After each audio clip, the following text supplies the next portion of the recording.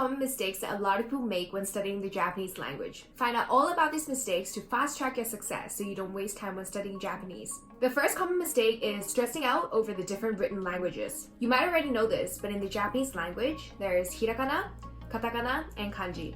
These are the 3 types of written languages. When it comes to studying the Japanese language, a lot of people spend hours and hours obsessing and trying to perfect all of these different types of Japanese written languages. While they're important, you don't need to memorize the writing to be able to hold a conversation in Japanese. For kanji, I've said it before and I'll say it again, you don't have to know how to read and write kanji for now unless you're preparing for an exam. Instead, focus on your speaking and listening for now. Otherwise, you'll be very likely to be overwhelmed and defeated. The second common mistake that a lot of people make when studying the Japanese language is getting confused by the Japanese grammar. This is another factor that can be very confusing in the Japanese language. There are a lot of different particles and forms of grammar in Japanese. It can get quite confusing trying to study all of them. And to be honest, most Japanese people don't even know all of these grammar, and many of these grammar are only used in Japanese ancient literature or academic studies. To master the Japanese grammar you need for daily conversations revolve around the same few grammatic patterns, and as long as you master those, you'll be able to have a conversation without stressing about trying to remember all these different types of grammar forms. One common mistake that people make when it comes to the Japanese language is saying the word you. You might have learned that you in Japanese is anata, kimi, or omae. While it is true, you should keep in mind that most people do not address the other person by saying you in a conversation. People would understand that you're addressing them naturally. So for example, instead of saying where are you going, which is anata wa doko ni ikimasu ka, you would omit the you and just say doko ni ikimasu ka.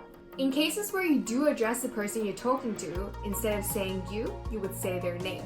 It might seem a little bit strange to say the name of the person that you're talking to. For example, if you were talking to Miki and you want to say, is this your book? You would say, is this Miki's book? So it would be, これは Miki no hon desu ka? Another common mistake that a lot of people make is the way you say I. Many people know that the word I is watashi in Japanese, and similar to you don't actually address yourself in a conversation. Even by not including the subject, people will automatically know that you're talking about yourself. So for example, when you introduce yourself, you can just say your name, like blank desu, instead of watashi wa blank desu. So for example, I would say watashi wa Venice desu, but I can also just say Venice desu. So basically, when you want to say something about yourself, you can just state the fact and not have to add the word I. It's important for you to know that there are many ways other than watashi to say I in Japanese. A lot of guys would use ore or boku instead of watashi. Ore is used to show that you're cool and manly, and boku is usually used to show that you're humble and gentle. Lately, some people, especially girls, would address themselves by saying their own names to express their cuteness. There are a lot of ways of saying I, but to keep it simple, you should either use watashi, ore, or boku. Another common mistake that people make is misusing suffix. Most people know the suffix san, which you attach to someone's name to show respect and to be polite. For example, if you meet someone named Tanaka, you would refer to them as Tanaka-san. Some people make the mistakes of attaching san to their own names, which you should never do. There are other suffixes such as chan, kun, and sama. Chan is usually used when addressing someone or something that's cute, but make sure not to use it with someone that's older than you, as it can come off disrespectful. Kun is used with men younger than you, and usually only if they're still students. And sama is used with people of high status, such as kings, lords, or emperors. In modern day Japan, sama is usually used by service staff to address customers as well. If you're unsure which suffix to use with somebody, go with san. It's usually foolproof and you can't accidentally offend anybody with it. Another common mistake that people make is not shortening or elongating different sounds in the Japanese language. There are many words in the Japanese language that are pronounced very similarly, and the only difference is the short or long vowels. By making mistakes with the length of the pronunciation, people could end up misunderstanding you. For example, oba-san means grandmother, whereas oba-san means aunt. A lot of words in the Japanese language are derived from foreign languages, especially English. For example, coffee in Japanese is kohi and pasta in Japanese is pasta. That makes it so much easier to add tens and hundreds of words into your Japanese vocabulary. However, it's also important to know that by saying the words just like how you would say them in English doesn't always work. With the examples I just showed you, pasta is pretty straightforward, but with kohi, you have to elongate each syllable. although people would probably still understand you if you just say kohi. However, for some words, if you don't get the short and long vowels right, and you might end up saying something completely different than what you wanted to say.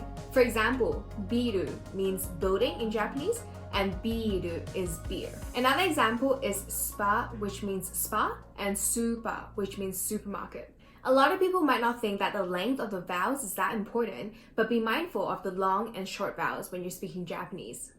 Another common mistake is the exact pronunciation of the words. Many Japanese words have similar pronunciation, and it's easy to get them mixed up if you're not careful. For example, you must know the word kawaii for cute. A lot of people make the mistake of saying kawaii instead, which means scary. If you want to find out more about Japanese words, we actually have a video about Japanese slangs coming out next week, so make sure to subscribe and press the bell notification. Another easy mistake that people make in the Japanese language is intonations. Many words in Japanese have the exact same spelling, but the intonation that you use to pronounce the words would define the meaning of the word. Although from the context, most people can guess what you're trying to say. For example, both bridge and chopsticks have the exact same spelling, but then chopsticks is hashi, and bridge is hashi. Another mistake is understanding the lack of no. Japanese people rarely ever say no directly. It is because of the Japanese culture and the nature of the language. This is not so much a mistake in understanding the Japanese language, but more the Japanese culture and customs. When you ask the question and the Japanese person replies with, それはちょっと難しい, which translates to, that's a little bit difficult, they mean no. I've made this mistake where I thought they meant, oh, it's a little bit difficult, like it would take a longer time, but actually they meant no. I in Japanese means good, and you would think that ii desu means it's good or that's good. If you offer someone something and the person replies with ii desu, you would automatically assume that they mean good or in some way yes, right? However, actually ii desu is used to say no thank you or I'm good thanks.